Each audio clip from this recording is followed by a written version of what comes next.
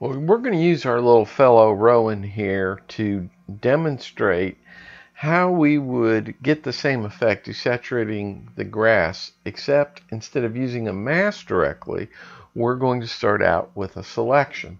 And many times, that's what you're doing. You're creating a selection to arrive at a good mask. So let's show this real quick. There are many different selection tools in Photoshop. We're going to talk about them in more detail later, but let's show a quick selection here. So I'm going to go over here and select my quick select tool, and I want to select the background. So I'm just going to go over the background. You can see right here that we're not getting a good selection right out of the box. We'll talk about that in a second. Let me just keep selecting and get that grass selected. I can make an adjustment here.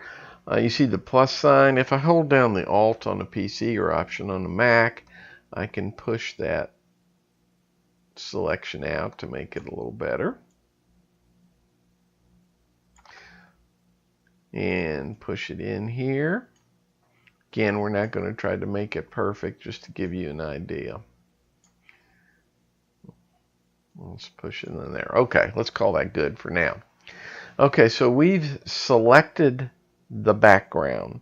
And again, what does that mean to us? Well, let me take my paint tool here, and I've got black selected. If I tried to paint in here, nothing is happening because the orangutan isn't selected and is not active pixels. If I went here, you can see that it's going to paint in that area. Let me do Control Z to get rid of that. Okay, now let's go to the same thing we did before, which is going to our Adjustments Layer menu, New Adjustments Layer, and let's pick Hue Saturation again, although something's different is going to happen this time. So we say OK. We get our automatic mask, but this time, let's hit Alt or Option and click on it.